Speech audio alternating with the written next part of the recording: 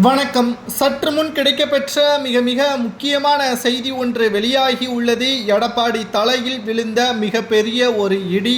மீண்டும் எடப்பாடி பழனிசாமி அவர்கள் பொதுச்செயலாளர் பதவியில் இருந்து கொண்டு எந்த ஒரு அதிகாரத்தையும் அவரால் செய்ய முடியாத அளவிற்கு புதிய வழக்கு ஒன்று பதிவு செய்யப்பட்டுள்ளது.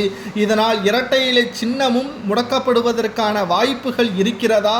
அவர் பொதுச்செயலாளர் பதவியை பயன்படுத்த முடியாத அளவிற்கு வழக்கு தொடர்ந்தது யார் என்பதை இந்த வீடியோவில் முழுமையாக நாம் பார்க்கலாம்.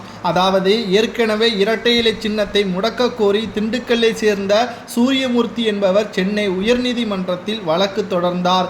இந்த நிலையில்தான் அதனை விசாரித்த நீதிமன்றம் அது தொடர்பான வழக்கை தள்ளுபடி செய்து முடித்து வைத்த நிலையில் தற்பொழுது மீண்டும் ஒரு வழக்கை பதிவு செய்துள்ளார். அதில் அதிமுகவின் அடிப்படை உறுப்பினர்கள் தேர்வு செய்யாமல் எடப்பாடியை எப்படி பொதுச்செயலாளராக ஏற்றுக்கொள்ள முடியும் என்றும், ஆகையால் அவர் செயற்குழுவில் தன்னை தானே பொதுச்செயலாளர் என்று அறிவித்து கொண்டதை ஏற்றுக்கொள்ள முடியாத அளவிற்கு நீதிமன்றம் சரியான தீர்ப்பை வழங்க வேண்டும் என்றும் அந்த மனுவில் அவர் குறிப்பிட்டுள்ளார்.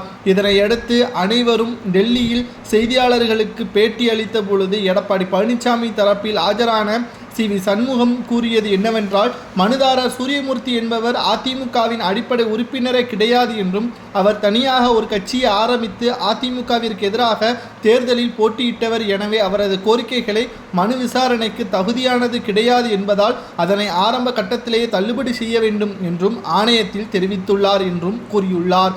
ஆனால் பன்னீர்செல்வம் தரப்பில் ஆஜரான வழக்கறிஞர் ராஜலட்சுமி கூறியதில், அதிமுகவை பொறுத்தமட்டில் பன்னீர்செல்வம் அடிப்படை உறுப்பினரானால் தேர்வு செய்யப்பட்டவர்.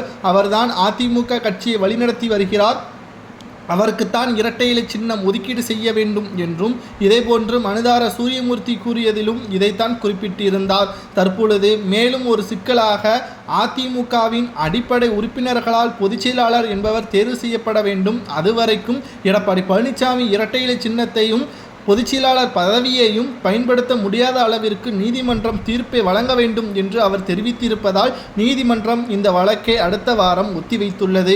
இதனால் சி.வி. சண்முகம் அவர்கள் இந்த வழக்கை எதிர்கொள்வதற்கு நாங்கள் தயாராக இருக்கிறோம் என்று தெரிவித்தாலும், தற்பொழுது மீண்டும் எடப்பாடி பழனிசாமி அவர்களது பொதுச்செயலாளர் பதவி தற்பொழுது நீதிமன்றத்தில் சிக்கியுள்ளது. இதனால் எப்ப வேண்டுமானாலும் தீர்ப்பு எடப்பாடிக்கு எதிராக வந்துவிட்டால் நிச்சயம் எடப்பாடி பழனிசாமியின் பொதுச்செயலாளர் பதவி பறிக்கப்படும்.